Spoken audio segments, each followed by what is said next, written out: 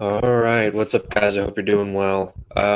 Basically, just going over the post that I did on interest on reserve balances. That's something that I've seen quite a bit of change recently in like how it's been measured and so on. So I wanted to go over it and kind of go more in depth because it does have some effect. It's known as like the floor on Fed funds and stuff like that. So we'll head right over to the screen share and do it.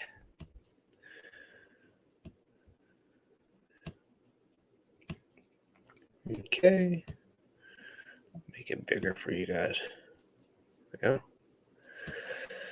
Okay, so basically the ultimate participation trophy, interest on reserve balances. And this is the new rate. Because it used to be interest on reserves or excess reserves and required reserves. There were two rates, one for excess reserves and one for required reserves. And we'll get a little more into that with actual graphs and such too. So basically, there's two ways for or there's two major tools, I guess, are categories for tools, you could say, for the Federal Reserve. You have open market operations and administered interest rates, right? And I went over in a previous post why open market operations aren't, it kind of changed a bit depending on the monetary framework that they're working within, at least from their point of view, as they state of what it's meant to do, or at least what they intend it to do. And I'll link that later in the post. We'll go more in depth in a few minutes. But pretty much the idea of a bank having reserves is nothing new, honestly. Pretty much everyone kind of knows that. Having was a fractional reserve banking that's been around for at least for most of us, or well, maybe everyone alive today. I'm not exactly sure when that transition happened off the top of my head. I didn't look that up before I started this. But fractional reserve banking's been around for a while. But so essentially, the reserve requirement is the minimum level of reserves that an institution must hold against their liabilities, right?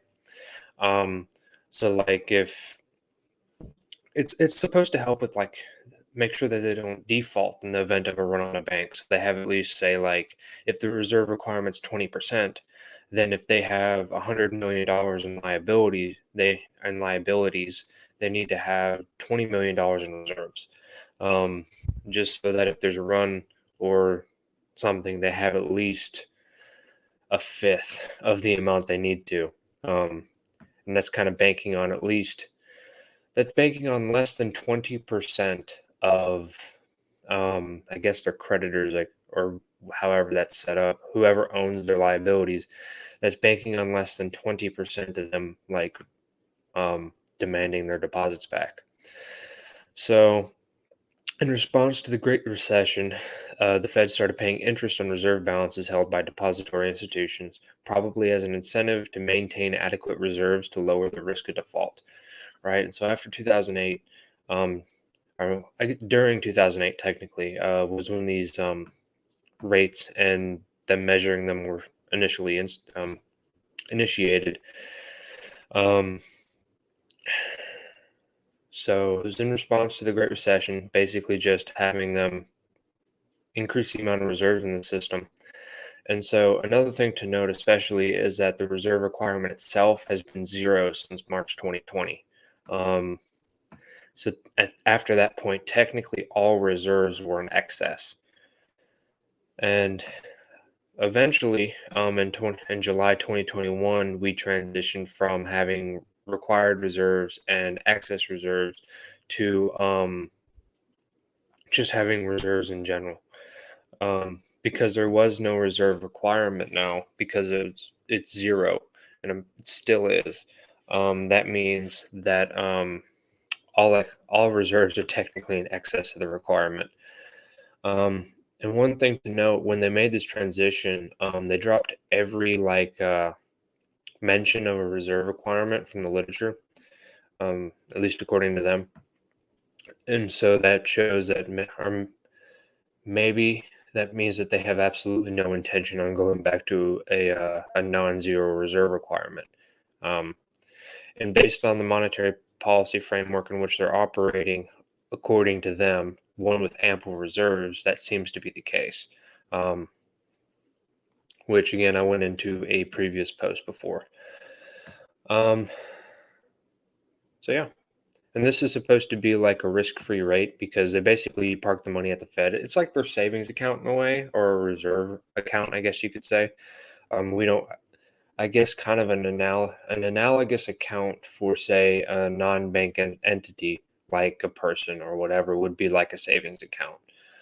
Just with these, they can also, like, they use it to transact and trade reserves between banks. So not really a savings account, but kind of. It's kind of its own thing. And so here are the two graphs of, let me zoom out so maybe it's easier to see. Can I zoom out when I have, there we go. Didn't know if I could do it with the screen share. So basically above we have the interest rate on required reserves, and then down below is an excess reserves. And you can see that they look pretty identical, and that's because for the most part they are. To kind of confirm this, I took the difference in this graph between the two, basically just exported the data from the Fed website, the St. Louis Fed, and then subtracted the two rates. And so basically you can see after in late 2008, they were equivalent all the way up until July 2021. But beforehand, there was the interest on required reserves was more than excess reserves, right? So, and I did type in like actual dates and such. So both of these both interest rates, I guess, whenever they started measuring them was October 9th, 2008. And then another thing to note with all the Fed charts, and you can toggle this this option, but these gray shaded regions are when we were in recession technically. And so you see late 2009 and into 2009 and then 2020 and that little spout. Notice in both cases that the rates dropped. Again, this is tied to Fed funds. So if they want to drop interest rates in general, they're going to drop this as well. So, and another thing to note, just kind of showing again that this is an administered interest rate, is the fact that it moves in a stepwise function, right? So it's not like kind of like a stock chart where it's all over the place, or can be all over the place, but it's very, when you move up, and then say 25 basis points or whatever, like going from like 25 here to 50, and then it's just constant until you change it again. So yeah. And one of the things I was thinking about is, since this is positive, right? Because it's literally just the difference between interest on required reserves and then interest on excess reserves. And so the fact that this is positive, starting at about 65 basis points, it seems, and then quickly dropping down. I don't even think they were, I don't even think they were different in magnitude for a month or so. I wrote that down here. Let's see. I did somewhere. So October 9th, so barely less than a month, because these measures started on October 9th, right, 2008. And then after, they were equivalent after November 5th. So just under a month. And then from then on out, they were equivalent. Right. And so kind of my line of thinking was, since the interest on required reserves was larger than excess, it kind of showed, especially after having the problems of liquidity with the Great Recession, at least from my understanding, because there was a lot of stuff happening in like the repo market as well at the time. And so banks were having trouble with liquidity, and therefore they basically, it seemed like this was a way for the Fed to try to get them to have more reserves, almost by literally just doing nothing, like literally just leaving the reserves in the reserve account, not doing anything. And so they kind of to increase it significantly, and then basically, whenever the rates got equivalent, there's no difference from the bank's perspective whether or not they're in excess of the reserve requirement or not. So just seems like another way to increase the amount of reserves, which also kind of makes sense given the fact that we're in a or the Fed's operating in like a ample reserves framework. Again, I post here's a embed of the previous post where I go more in depth using their own stuff from the Fed's own words and how they define that and stuff like that. And basically, this is what we have now. And so here is the interest on reserve balances after they combine the two rates. Again, this happened in July of 2021. And it was 15 basis points. And then we just moved it up to 40 when the Fed raised interest rates earlier, a couple weeks ago in mid-March 2022. So again, the significance of this, I think, is the fact that they no longer have mention of a reserve requirement. And so kind of, I guess, implied in having the two rates of required reserves and then excess reserves kind of implies that, the reserve requirement actually matters. And so we're going to try to keep it around there. Whereas now it's literally just interest on reserve balances, period. So there's no like definitive line between what's required and what's not. Part of that's because there is no like the reserve requirement zero.